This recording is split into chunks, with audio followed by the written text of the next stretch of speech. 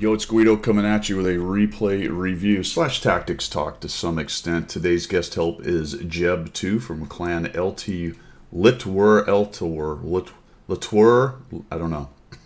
You ever notice that clan acronyms don't always coincide? The letters don't always coincide with what they're called.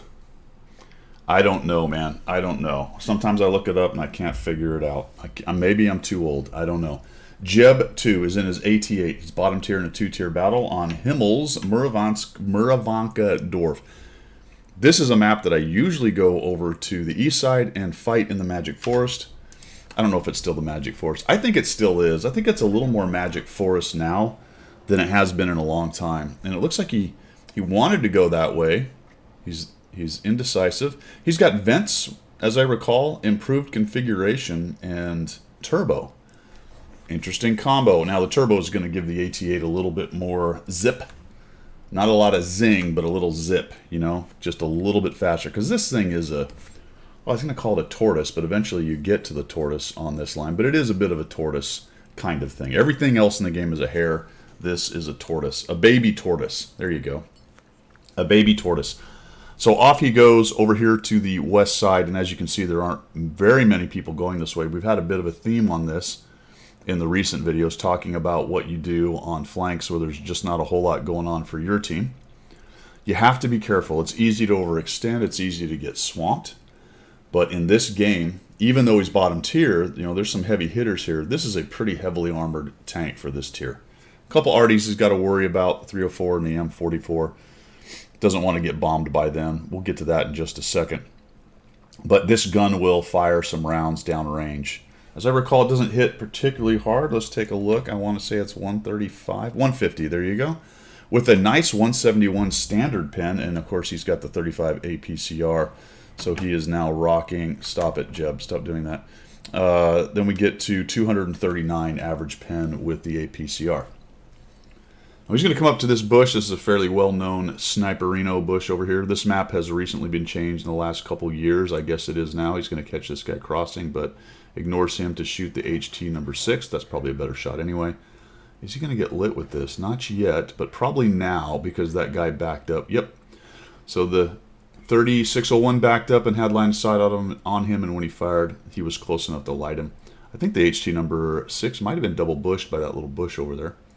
So Jeb's doing what a TD would do on a map like this, just sort of picking at guys, taking shots of opportunity, hanging out in this bush. He is getting lit, though, because he can't quite get back far enough. It's almost like Wargaming designed the bush like that. Possible. Possible. So the initial part of this is he just sort of picks at him. Now he's going to move forward. And this was an interesting move for me. He doesn't have a lot of support, and this is where a tank like an AT8, which is a casemate TD and doesn't have a whole lot of field regard with the gun, can get into some trouble. So what are some of the good things about this tank is it fires very quickly. That will help it if they try to surround him or he has some kind of issue like that. And it's got pretty darn good armor, but he is seen from every direction. And notice that the enemy team, ouch, just got hit by an arty, and the Basoto bounced, so we've already bounced 580. He's got a couple mediums that have come around him over there. This whole flank looks like a mess. His ability to get out of here is very limited at this point, especially as he's pushed up and over this ridge right here. Now, he said when he sent this message to me that he credited me with this particular performance, at least in terms of some of the things he was able to do here. We talked a bit about avoiding getting flanked, so he has prioritized the Comet, and that Comet's bumming hard. He's probably saying, how on the earth did I just get tracked?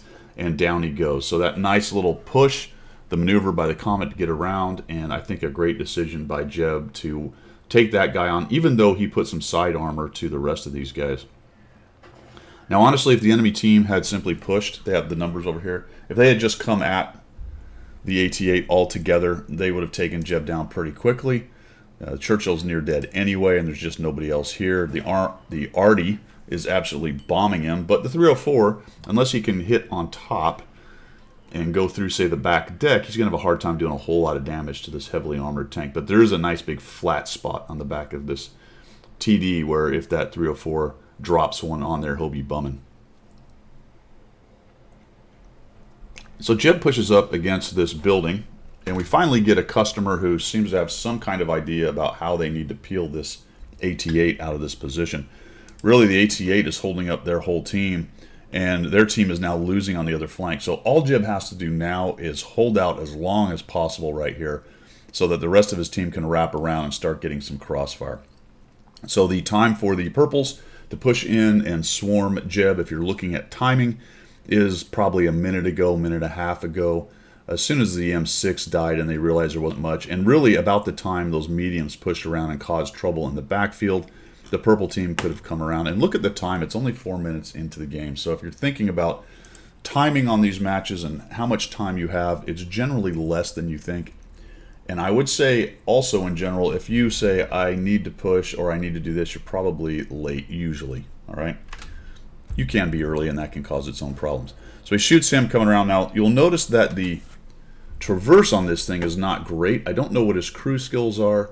He's also not running anything other than vents, I believe, that's going to help him traverse. I don't know if Improved Config does that, to be quite honest. I don't know if I've ever used that particular deal, but that does help you with not getting damaged. So this is very interesting. The 3601 goes raging by. Notice he doesn't turn very sharply. And Jeb's just trying to get a shot on this guy. He misses one, and unfortunately has his gun taken out. Even though it doesn't do any damage, it does damage the gun. Nicely done there. A little bit of the backup to preserve the range. That's going to limit the line of sight and turn at the same time. Generally, that is a slower turn overall, but it was nice in that case because it did preserve some range from him and slowed down the line of sight. So that was good. 3601 didn't really like that, so he goes ahead and turtles up here. And now Jeb is just trying to fight, what, 3 guys at once. Here comes this dude. All right, so bit late on Mr. Other 3601H tip there. They're not platooned at all, but now they kind of are feeling it, right? The 2 of them are going to come in, and now Jeb has to fight 2 guys. This is a skill that's difficult to get in this game and is largely responsible, I would say, for people who hang out in the back.